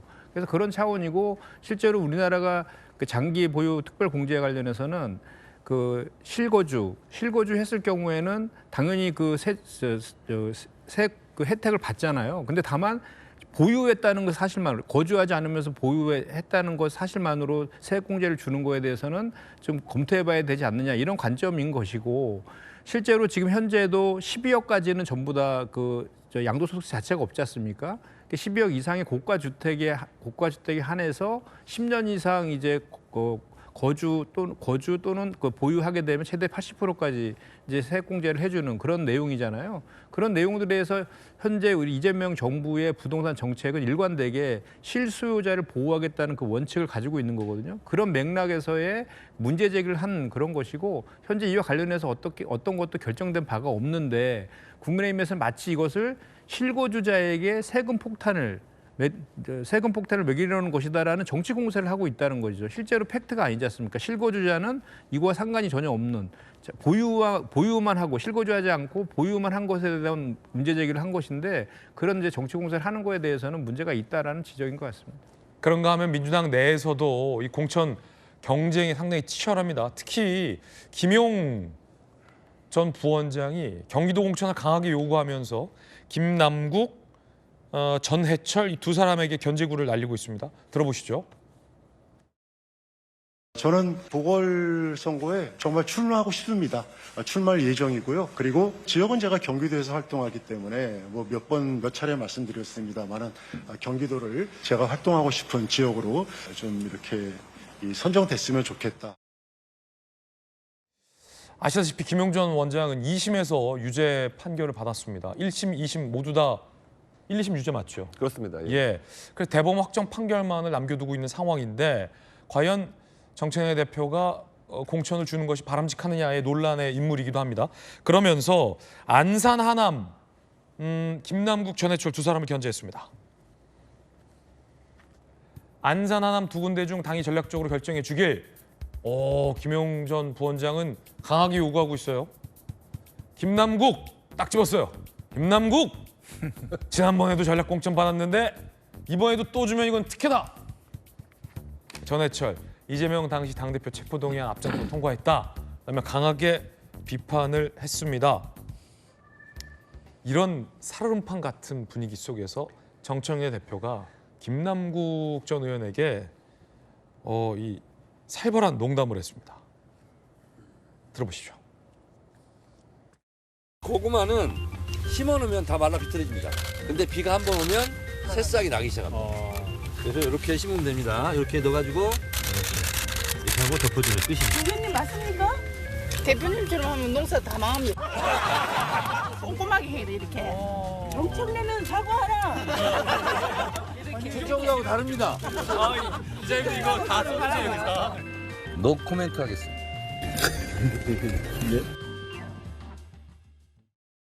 물론 김남국 전 의원과 함께 고구마를 심는 거예요. 그래서 강한 지지로 설명이 되고 있다가 노코멘트 하겠다. 더 나아가서 이런 얘기도 했다고 합니다. 김남국 대변인 여기서 쓰러지면 공천 주나. 안산각 공천 희망하고 있잖아요. 정청래 대표 시원치 않다 이래서 공천 받겠나.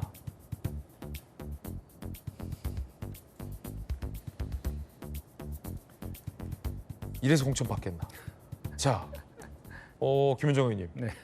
김남국 의원 줍니까? 김용 전 부원장 줍니까? 안산이죠?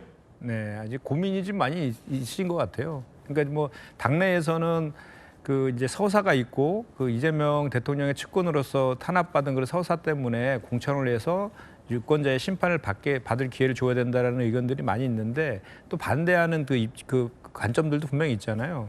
이게 항소심에서 유죄 판결 받은 상태에서 공천 주는 게 맞느냐 이런 얘기도 있는 것인데 본인은 그 강하게 희망하고 있는 상황이고 이제 구체적으로 안산하고 하남갑까지 지금 이제 언급을 한 그런 상태라서 지금 이제 여러 가지 보궐선거가 지금 최대 10군데가 지금 나와 있잖아요. 그래서 이제 본격적으로 전략공천을 지금 단계적으로 하려는 그런 계획을 갖고 있는데 김용 부원장뿐만 아니라 뭐 그 송영길 또 이광재 전 의원까지 지금 나와서 수도권에서의 그런 그 뭐 전략적인 그런 그 검토 종합적인 검토 속에서 결정이 될 것 같습니다. 곽 대표님 어떻게 보십니까? 김용 전 부원장이 이재명 대통령과 가까운 사이이긴 하지만 항소심에서까지 유죄가 선고됐고 대법원 선고만을 남겨뒀는데 공천 주는 게 적절합니까? 이건 어떤 정치적인 공세라기보다는요. 정말 정치하는 사람들의 저는 염치 문제라고 생각을 합니다. 국민들의 선택을 받겠다고 하는 분 중에서 이렇게 2심까지 지금 실형 선고가 유죄 선고가 돼 있는 상황이거든요. 그리고 김남국, 김용 좀 대통령과 친하다는 이유 하나만으로 본인의 과거 잘못은 그냥 아랑곳 없이 나를 공천 달라, 저 사람 공천 주면 안 된다. 이렇게 말하고 지방선거에 나서는 것이 과연 국민들을 대하는 염치가 있는 정치인들인가 하는 생각이 들고요. 그래서 우리 국민의힘에서는 이번 지방선거의 캐치프레이즈를 깨끗하고 유능하게 지역이 올라갈 시간 이렇게 정했습니다. 정영치 변호사님. 글쎄요, 김용 부원장이 조금 전에 봤지만 뭐 꼭 지역을 꼭 찍었어요. 안산하고 하남 두 군데 중에 하나 전략적으로 결정해 달라. 그런데 전략적으로 어떻게 빨리 결정해 달라 이렇게 이야기했잖아요. 그런데 지금 빨리 결정해야 될 사람은 정청래 대표가 아닙니다. 빨리 결정해야 될 사람은요 대법원이에요. 대법원에서 빨리 결정을 해서 무죄를 때려주든지 아니면은 상고 기각을 해가지고 유죄를 확정시켜서 다시 법정 구속을 시키든지 양자택일을 해야지 이걸 하지 않고 있으니까 대법원이 이걸 하지 않고 있으니까 김용 같은 분이 나와가지고 나 공천 달라 이러는 거 아니겠습니까? 만약에 대법원에서 무죄라고 하면요 그러면은 김용 씨한테 공천 줘도 아무런 문제가 되지 않을 건데 공천 줬다가 대법원에서 그 다음날 그 유죄 확정 판결 내리면 어떻게 하겠다는 이야기입니까? 대법원이 좀 일을 좀 똑바로 해야 된다라고 저는 생각합니다. 김영진 의원 같은 경우는 대법 판결 앞둔 후보자 공천한 예가 없다라고 얘기하기도 했습니다. 들어보시죠. 공당인 민주당의 공천에 있어서 대법 판결을 앞둔 후보자를 민주당이 과거에 공천했던 예가 없습니다. 민주당은 국민의 뜻과 국민의 눈높이에 맞춰서 가야 된다라는 게 저의 일관된 생각입니다. 그런가 하면 또 이런 관측도 있는데 친명계에서 김용 공천을 압박한다라는 관측도 있습니다. 강득구 최권, 대법원 판결 이후 출마하란 말 동의 못해 박정우 의원, 이재명 대통령의 오른팔 승리에 필요하다, 민명덕 의원, 김용은 피해자다, 바로잡을 기회 줘야 된다, 민주당 핵심 관계자, 정 대표, 김용 공천 문제 가능한 미룰 것이다. 여소영 대변인 어떻게 할까요? 저는 개인적으로 김용 부원장한테 국민의 좀 판단을 받을 수 있는 기회를 좀 줘야 된다 이런 생각을 합니다. 김용 부원장이 지금 재판을 받고 있는 게 그 윤석열 정부에서 조작 기소로 재판을 받고 있는 것이거든요. 그것도 민주당이 사실은 간접적으로 지금 인정을 했습니다. 그러니까 민주당이 지금 추진하고 있는 국조특위안에 김용 부원장 사건이 들어가 있어요. 저는 이것을 보더라도 민주당에서 어쨌든 김용 부원장이 이재명 대통령의 측근이라는 이유로 정치적인 피해, 정치적인 보복을 받았다 이렇게 생각을 하고 있기 때문에 본인이 뭐 출마를 강력히 희망하기 때문에 완전히 뭐 배제하는 것은 좀 맞지 않다 이런 생각을 가지고 있습니다. 네. 핫피플 함께하고 있습니다. 사회복무요원으로 근무하면서 결근에 근무지 무단 이탈을 일삼다가 재판에 넘겨진 아이돌 그룹 위너의 멤버 송민호 징역 1년 6개월이 구형됐는데 송민호는 혐의를 모두 인정한다며 재복무 의사를 밝혔다고요? 들어보시죠. 검은색 정장을 입은 아이돌 그룹 위너 멤버 송민호 씨가 법정 밖으로 나옵니다. 병역법 위반 혐의로 징역 1년 6개월을 구형받은 직후입니다. 어떤 처벌이 있던 겸허히 받아들이고 인정하는 바입니다. 네. 재복무 하신다는 것도 진심이신 걸까요? 네, 맞습니다. 송 씨는 사회복무요원 근무기간 430일 가운데 102일을 무단 결근하거나 근무지를 이탈한 혐의로 재판에 넘겨졌습니다. 송 씨는 최후 진술에서도 건강을 회복해 재복무 기회가 주어진다면 성실히 마치고 싶다고 말했습니다. 조울증과 공황장애가 있다며 재판부에 선처도 호소했습니다. 신고시켜드려 죄송합니다. 병무청 관계자는 형이 확정되면 지난 2024년 내려진 송 씨의 소집 해제를 취소하고 부실 복무 기간만큼 재복무를 시킬 예정이라고 밝혔습니다. 검찰은 송 씨가 장기간 출근 않고도 허위 서류를 제출해 복무를 회피했다며 엄벌이 필요하다고 밝혔습니다. 채널A 뉴스 홍재입니다. 전국민 법선생님 김우석 변호사와 함께하는 돌직구 강력반 시작하겠습니다.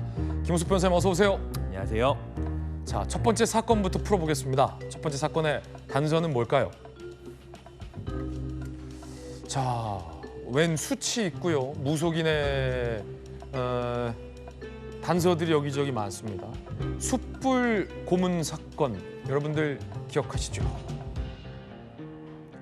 숯불 고문 끝에 조카를 살해한 사건. 80대 무속인이 30대 조카.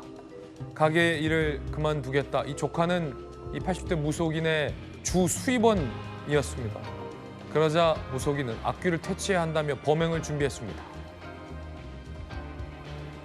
자녀와 신도들을 불러 이 조카를 철제 구조물에 결박하고 3시간 동안 숯불로 고문을 했습니다. 결국 이 조카는 화상으로 인한 다발성 장기 부전 등의 이유로 사망을 한 사건입니다.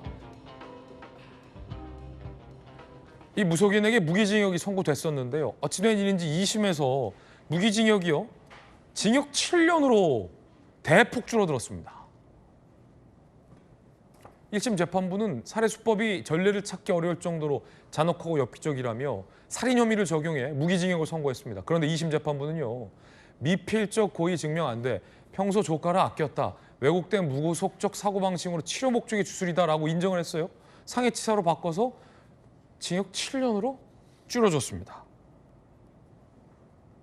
아니, 저희 같은 일반인이 보기에는 당초에 2심 재판부 판결이 이해가 안 가거든요, 솔직히. 네, 맞습니다. 변호사님 어떻게 봐야 됩니까? 저는 이건 대법원 판단을 꼭 받아봤으면 싶은 사안입니다. 그 말은 김우석 변호사님도 2심 판단은 이해 안 된다? 네, 저도 2심 판단이 좀 맞나 이런 생각이 솔직히 좀 들고요. 아니 그러면 지금 뭐 검사 에이스에 법무부 청와대까지 파견했던 김우석 변호사 보기에도 지청자까지 하셨는데 아니다면 2심 판결 잘못된 거 아닙니까? 저는 뭐 제 기록을 보지 않아서 뭐라고 단정적으로 말씀드릴 수는 없는데 이거 약간 설명을 드리면 이게 지금 살인이냐 상해치사냐라는 이슈고 이거는 더 법률적으로 간단하게 줄이면 살인 고의범이냐 아니면 살인 과실범이냐의 이슈예요. 네. 그러니까 과실범이라고 하면 당연히 처벌이 줄겠죠. 그래서 처음에 1심에서 살인이었는데 상해치사는 상해를 가했는데 잘못해서 과실로 사람이 죽었다라는 거거든요. 상해를 했는데 사망에 이른 과실이 있다라는 거기 때문에 살인보단 형량이 낮아요. 그렇군요. 그러면 이 사안에서 이 조카가 죽은 게 고의로 죽은 거야 아니면 과실로 죽은 거야의 이슈가 됩니다. 앵커님 어떻게 생각하세요? 이게 숯불 고문을 저런 식으로 해서 사람이 결국은 죽었어요. 네. 이게 고의로 죽인 거라고 생각하시나요? 과실로 죽인 거라고 생각하시나요? 이 정도면 고의성이 있다고 봐야 되지 않을까요? 맞습니다. 이게 고의를 인정하는 것에 관해서 고의는 사람의 정신의 영역이거든요. 그렇기 때문에 어떻게 볼 방법이 없어요. 그러면 기본적으로 자백하거나 자백하지 않으면 판단하는 영역으로 넘어갑니다. 네. 이게 법률에서는 판단을 하는데 판단하는 기준이 누구냐? 평균적인 일반인의 시선으로 판단해요. 그러면 사람은 이런 사람이 판단하고 어떤 기준으로 판단하느냐? 사회 통념을 기준으로 판단합니다. 그게 법 정신이군요. 네, 이게 법의 정신인데 자, 저런 식의 숯불 고문 같은 행동을 했을 때 사람이 죽을 수도 있다. 이런 거를 예견할 수 있냐? 일반인 관점에서 봤을 때 이 정도 되면 예견할 수 있는데 예견할 수 있음에도 불구하고 강행했다? 그러면 너 예상할 수도 있는데 강행했으니까 이건 고의 있는 거랑 똑같지 라고 평가를 하고 이게 지금 2심 재판부에서 언급한 미필적 고의라고 하는 개념이에요. 우리가 일반인이 생각할 때는 너 이거 일부러 그런 거잖아 라고 생각하는 것만 고의라고 볼 수 있는데 법률은 어떻게 생각하냐면 이거 범죄의 결과가 일어날 수 있는데 예견하면서도 강행했어? 그러면 고의 있는 거지 이렇게 보거든요. 근데 지금 이 사건에서 특별한 건 뭐냐면 이런 상해 행위가 주술적인 치료 목적이라는 게 결합되어 있다는 거예요. 이런 사례가 되게 많았었어요. 과거에도 이렇게 무슨 좀 잘 이해가 안 되는 이상한 형태의 기도를 한다든가 이런 뭐 무속적인 행위를 해가지고 사람의 생명이나 신체에 위험을 가할 수 있는 이런 행위를 가혹하게 강행에다가 죽었을 때 지금까지 대법원 판례나 법원의 태도는 살인의 고의를 인정해왔습니다. 그렇군요. 그렇기 때문에 1심에서도 살인의 고의를 인정한 건데 지금 2심에서는 살인의 고의를 인정 안 했어요. 언급한 이유를 보면 평상시에 조카를 이렇게 아꼈던 사람인데 죽이려고 했겠어? 라고 말을 쓰을 판결에서 지금 하시는데 통상적인 거는 평상시에 아꼈냐 안 아꼈냐의 이슈가 아니라 그런 정도의 위험성 있는 행위를 했다면 살인 죽을 수 있다는 결과를 예견할 수 있지. 약간 이런 거거든요. 예컨대 사람의 목을 칼로 찔렀어요. 근데 죽일 생각은 없었다. 그냥 뭐 위협하려고만 했었던 거지. 이렇게 얘기할 수는 없는 거거든요. 그렇죠. 그렇게 위험한 행동을 해서 상해 부위와 정도 이런 거에 비춰보면 죽을 수 있다는 거 예견할 수 있었으면 강행했잖아요. 그러면 고의를 인정하는 거거든요. 그래서 저는 이 2심 판결은 대법원 판단을 한번 받아봤으면 좋겠고 만약에 이걸 대법원이 그대로 확정을 해준다고 하면 사람의 생명을 해칠 수 있는 위험한 주술적인 행동에 대해서 살인을 인정 안 하는 법리가 될 수가 있거든요. 이건 한번 깊이 따져봐야 할 문제가 아닌가 싶습니다. 네. 사법부가 이와 비슷한 범죄에 과연 면죄부를 주느냐의 문제이므로 이건 상고로 다퉈봐야 된다. 네, 이거는 검찰에서 무조건 상고하는 게 맞다 생각합니다. 네. 자, 이번에 두 번째 강력 사건 함께 보겠습니다. 자, 가수 겸 모델이 나나 씨 사건인데 어제 법원에 출석했습니다. 어제 장면 함께 보시죠. 청심환 먹고 왔어요. 너무 긴장돼가지고 감정 조절을 좀 잘 하고 오려고요. 그냥 있는 그대로 사실대로 다 얘기를 투명하게 할 생각이에요. 황당하고요. 제가 지금 이 자리까지 온 게 좀 굉장히 아이러니한 상황인 것 같아요. 그래서 그냥 솔직하게 다 투명하게 얘기하면 제대로 된 판결이 나오지 않을까 싶습니다. 네, 잘 다녀올게요. 네, 감사합니다. 나나 씨의 자택에 강도가 들었고 다툼 끝에 제압했습니다. 그 강도가 나나 때문에 다쳤다라고 주장하는 상황에서 법원이 원치 않는 나나를 법정으로 불러낸 겁니다. 법정에서 뭐라고 얘기했을까요? 재민이 내 눈 똑바로 쳐다봐. 사건 후 트라우마. 왜 이렇게 재판 길어지고 이렇게 수모를 당해야 하나. 5차 가해까지 당한 느낌이다라는 얘기까지 했습니다. 자, 변호사님 이 문제 어떻게 봐야 될까요? 이게 이제 형사 사건에서 정말 오래된 숙제 같은 이슈입니다. 피해자를 법정에 세우는 게 맞냐? 라고 하는 질문에 관한 이야기거든요. 근데 이게 이제 우리 형사사법 체계가 증거재판주의입니다. 그래서 증거가 있어야 처벌할 수 있는 거거든요. 그 피고인, 가해자가 자백한다고 하면 증거 조사를 간이하게 할 수 있어요. 그렇기 때문에 피해자가 법정에 나오지 않아도 됩니다. 그런데 가해자가 혐의를 부인하게 되면 그래 그러면 증거 있는지 따져봐야 하고 따져보는 장소가 어디냐? 법원이거든요. 그러면 이 가해자를 처벌하는 최고의 핵심 증거가 뭐냐? 피해 진술입니다. 그러다 보니까 피해자가 법정에 나와야 돼요. 이런 문제가 있는데 그럼 이렇게 피해자가 법정에 나오면 피해자 힘든 것도 사실이에요. 그래서 이럴 때 법이 약간 타협적인 것이 피해자가 가해자가 없는 상태에서 증언할 수 있도록 해줍니다. 그래서 가해자 없는 상태에서 증언할 수 있도록 해주고 그 대신 뭐 증언 다 하고 그다음에 이제 가해자도 억울할 수 있거든요. 형사사법 체계의 기본 정신이 뭐냐면 억울함을 잊게 않게 하겠다는 거고 억울함을 잊지 않게 하는 가장 핵심적인 방법으로 법이 보장하고 있는 게 너도 피해자가 주장하는 것에 대해서 네가 물어보고 싶은 거, 네가 주장하는 거 물어봐서 검증하는 기회를 주겠다 이런 거거든요. 그러다 보니까 피해자가 가해자가 혐의를 부인하면 어쩔 수 없이 재판에 나와요. 그러면 이렇게 재판에 나온 경우에 가해자는 어떻게 되느냐? 당연히 더 엄벌합니다. 그렇군요. 이 가해자는요, 범행을 부인하고 있습니다. 단순 절도 목적이었다, 강도 아니다는 거죠. 흉기를 들고 침입하지도 않았고 일방적으로 구타를 당했다. 나나의 상처는 방어원이 아니라 가해은이다. 라며 강도 상해 혐의를 부인하고 있는데 이게 법원에서 받아들여질 가능성이 있을까요? 적반하장인 거죠. 적반하장이다. 네, 이런 식으로 주장을 하는 거는 뭐 제가 뭐 이거 직접 기록 보지 않아서 뭐 함부로 단정하면 어렵겠습니다만 통상 이런 사건이 돌아가는 구도라는 게 있거든요. 그러니까 저도 뭐 검사 생활할 때 이런 사건들 많이 봤습니다만 이건 완전 적반하장이고 지금 이 가해자가 지금 무슨 생각을 가지고 이러는지 모르겠어요. 이게 이제 소위 나락으로 가는 길인 거거든요. 아, 그래요? 오히려? 그럼요. 이거 처벌 나락으로 더 세다. 가는 길인 거죠. 왜냐하면 이제 그 자신이 가해를 해놓고 피해자를 가해자로 몰아가고 있잖아요. 예. 나는 절도만 하려고 했지 강도하려고 한 거 아니다. 근데 내 나를 일방적으로 때렸으니까 이 사람 나 특수상해한 거고 살인미수다 이런 식으로 고소까지 했잖아요. 예. 이거 진짜 적반하장인 거고요. 오. 그리고 법률적으로는 절도할 생각만 가지고 집에 들어갔는데 걸렸어요. 그러면 이제 잡으려고 할 거 아니에요. 이렇게 체포를 면탈할 목적, 자기가 훔칠 물건을 뺏기지 않을 목적으로 피해자를 때리면 이게 사실상 강도 아니에요? 강도죠. 그렇죠. 이래서 이거를 법은 준강도라고 부르고 강도랑 똑같은 걸로 처벌하거든요. 그렇군요. 그래서 지금 이 가해자, 법정에 서 있는 피고인이 하는 말은 자기한테 무조건 불리한 말이에요. 그러네요. 법률적으로도 불리하고 양형으로도 불리한 말인데 왜 저런 얘기를 하면서 피해자를 모욕하는지 이건 적반하장이고 이거는 가만두면 안 될 것 같은 생각이 듭니다. 역시 오늘 우리 법 선생님 통해서 많은 법적인 이 개념들 배우고 있습니다.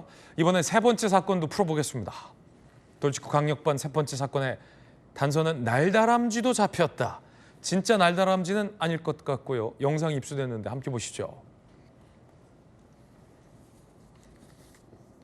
인적이 드문 깜깜한 밤 한 남성이 고급 주택 단지 안을 서성입니다. 모자에 복면에 장갑까지 낀 누가 봐도 수상한 모습. CCTV를 보자 고개를 푹 숙이며 얼굴을 숨기는 등 범행에 능숙한 모습입니다. 또 다른 영상. 이번에 능숙한 솜씨로 가스 배관을 타고 기어오릅니다. 상당히 잘 탑니다. 이 남성의 정체 바로 지난 3년 7개월간 수도권 일대의 고급 주택 30여 곳을 돌며 총 5억 원이 넘는 금품을 훔친 이른바 수도권 날다람쥐입니다. 얼굴을 드러내지 않는 치밀함, 날다람쥐처럼 빠른 움직임으로 경찰도 검거에 애를 먹었다고 합니다. 900대가 넘는 CCTV를 분석한 끝에 이 남성을 검거했습니다. 날다람쥐 잡혔어요, 변호사님? 네. 이게 이제 저는 뭐 사람을 잡고 현장에서 뭘 판단을 해가지고 범죄자를 특정하고 이거는 대한민국 경찰이 정말 탁월합니다. 네. 이게 이제 경찰 현장 수사력의 개가라고 할 수 있고 이게 이제 절도, 강도 이런 사건에서는 경찰이 정말 최고의 능력과 전문성을 가지고 있거든요. 이 사건 같은 게 보면 되게 흔하게 발생하는 유형의 절도가 있어요. 네. 요즘에 보면 요즘도 흔한 유형 중에 하나인데 빌라 절도, 다세대 주택 절도 이런 유형이 있습니다. 이게 보면 이런 빌라나 다세대주택 같은 경우에는 건물 외관에 그 배관 같은 것들이 있어요. 가스라든가. 그래서 그거를 사람들이 타고 올라다닐 수가 있거든요. 그런데 이제 그렇게 타고 올라가서 열려져 있는 창문 이런 곳으로 들어갑니다. 그래서 이제 보통 보면 우리 집은 뭐 2층, 3층, 4층이니까 여기까지 못 오겠지 하면서 문 열어놓고 다니시는 분들이 종종 계시는데 이거를 날다람쥐가 배관 타고 올라가서 들어가서 예. 절도하는 거죠. 이게 되게 흔한 사건이고 그리고 이 사람 보면 절도 전력이 되게 많은 사람인 것 같아요. 왜냐하면 절도범을 특정할 때 우리가 뭐 흔하게 하는 게 지문, 족적, CCTV 이런 것들을 다 보는 게 이게 가장 기본적인 수사거든요. 지금 그거 피하려고 덧신 신고 이상한 옷 입어서 자기 특정 못하게 하고 CCTV 없는 쪽으로 들어가고 CCTV도 가리고 맞습니다. 그러니까 이거는 정말 치밀하고 절도 선수인 거죠. 아마 절도 전력이 제 생각엔 되게 많을 것 같아요. 자기가 걸려본 전력을 바탕으로 자기가 어떻게 수사받았는지를 생각해서 피해 다니는 거죠. 이런 건 진짜 문제가 심각한 겁니다. 네.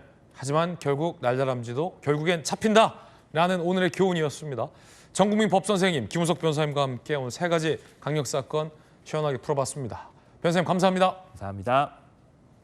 저희들은 60초 광고 보고 돌아오겠습니다. 잠시 후에 뵙죠. 네, 오늘 저희가 준비한 소식 모두 다 전해드렸습니다. 잠시 후 아래 주소에서 김진의 더 라방이 시작됩니다. 최고의 전문가들이 여러분을 기다리고 있습니다. 잠시 후에 뵙죠. 오늘 하루는 분명 어제보다 나을 겁니다. 좋은 하루 되십시오. 고맙습니다.